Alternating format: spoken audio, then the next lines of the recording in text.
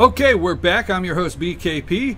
Good morning from beautiful downtown Blue Ridge, Georgia, Sycamore Crossing. And it's now time for North Georgia Senior Living with Community Affairs or Community Director Jesse Barton. I always, Cameron Hall, what did I do wrong there?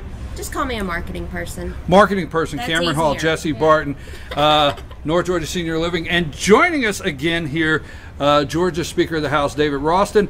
And Jesse is going to take over. I don't even know why I'm here. She is going to take over now and talk to Georgia Speaker of the House about senior-related legislation, some things that's happened. Go ahead, Jesse. Thank you, Brian. I'm kind of impressed. I'm honored. Okay. So thank you for staying on with us. So the big news that I saw this past week is that the Dawsonville Senior Center got an amazing grant to help them expand and remodel. Tell us a little bit about what that's going to be used for over there. Well, it will be used to expand the senior center in Dawson County by 7,500 square feet. Wow. It's a $750,000 grant.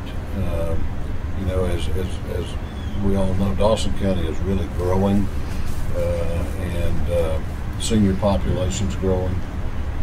This will be a great addition to the community. It was a project that Representative Kevin Tanner and I worked on for many months, and so it was it really was gratifying to see it come to reality.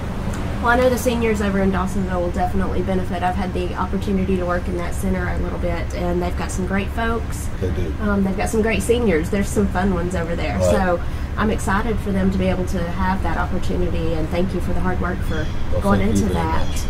As we've had our past session this past winter, any legislation that you're looking at for the upcoming year that's going to have an impact on the North Georgia seniors or Georgia seniors in general? Well, I think anything that we do in healthcare obviously will have an impact, and there's different proposals being talked about out there on that, and it's a little early yet. I tell people, ask me often now what's going to be on the agenda, and I said, well, call me up the morning after the general election, and I'll, depending on who wins, and I'll tell you. Exactly. I think it's a little early to know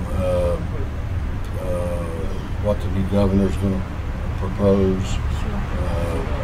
We are still working through study committees, standing committees in the House, and we'll be doing that on up until November, December, and then we'll start kind of formulating some ideas, but I think healthcare is probably going to be at the top of the list. Absolutely. That they're actually calling it the silver tsunami, as the baby boomers are kind of getting into that senior age. So that's going to be a huge impact, especially in the rural areas with our healthcare. Right. Let's see, what else? Anything that you can think of right now, Brian? I was over here thinking of something. Well, I've thought of something, but go ahead. No, just in the past couple of weeks, Mr. Speaker, we have, Jesse and I are developing this segment, North Georgia Senior Living here, and her with Cameron Hall, and we're focusing on issues regardless of whatever it may be. And I do want to say that the Attorney General of Georgia has put out some very good information and is working hard to combat scams. But I mean, I think while we have your ear together, it's been eye-opening to me in the last couple of weeks that we've been together, the amount of scams that people try on our senior citizens. And I mean, we would just like to voice that as far as, is there things in legislation or things that you've heard discussed in the House in the past where seniors are concerned in protecting our seniors? Well, we have had some measures proposed. I hope that those will come back. One of the issues that's been near and dear to my heart now for a number of years is, number one, passing an elder abuse law in Georgia, because back about 2009 or 10, we didn't even have one.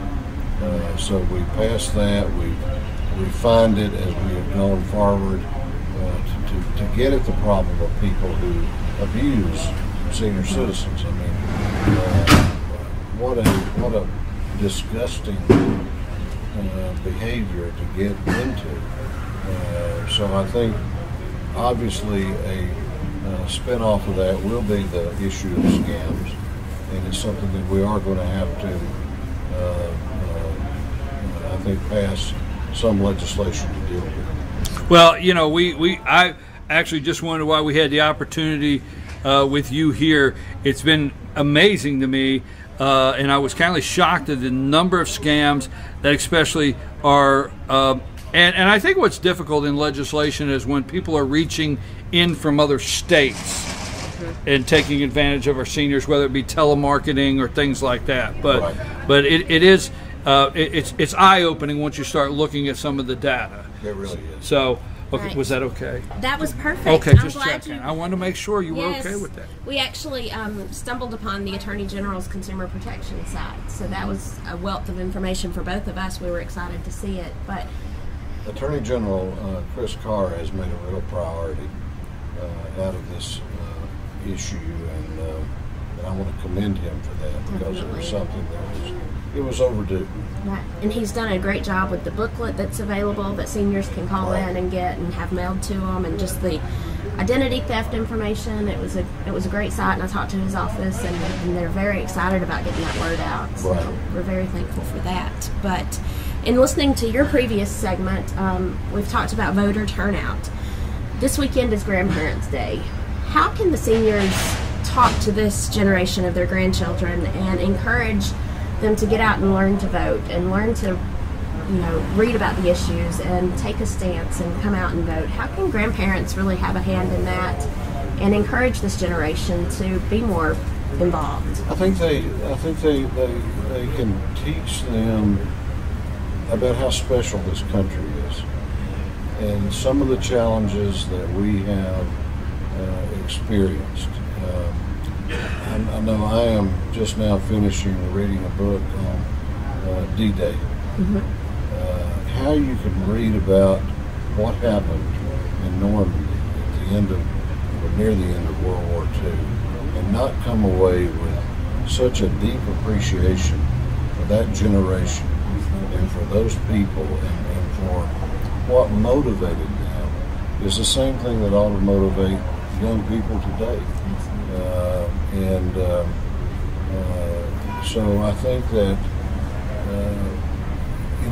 we have always been driven by this idea that we want to leave our community and our state and our country a little better than we found it for the next generation.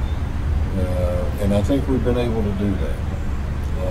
So it's important that we continue to do that, whether it's Generation X or the millennials or whatever it might be. But I think seniors have a wealth of experience and wisdom that they can share with this generation, with this young generation, that they need to hear.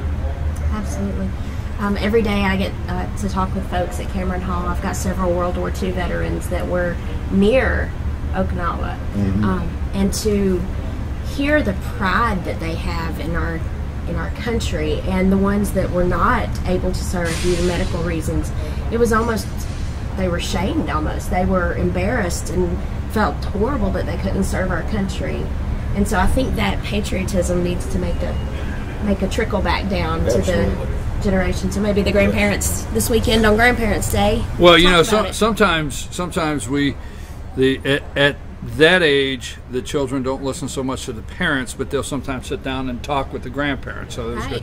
Anything for a closer before anything you wanted to make sure we covered this morning? I think we're good this morning. I really appreciate you staying on and talking about everything. Much. I do too. During the break, we talked to Speaker David Ralston and said, hey, we're going to talk about some senior issues, and he was welcome to stay and talk with us about that and talk to you about that. And we appreciate you, Mr. Speaker. Don't forget, at 11:30 today, go back to fyntv.com. We're headed up to the Union County Farmers Market, fyntv.com, for Trash to Treasures. Don't forget, your Fannin Rebels are off tonight. No game tonight, but I am traveling up to Hiawassee tonight. Our Team FYN Sports game of the week is the Towns County Indians are hosting the Union Panthers, so I'm going to head up there tonight, and I will be back Monday morning at 8 a.m. Good morning from the office. Thank you, Jesse, North Georgia Senior Living. Thank you again, Mr. Speaker, and we'll be back Monday morning.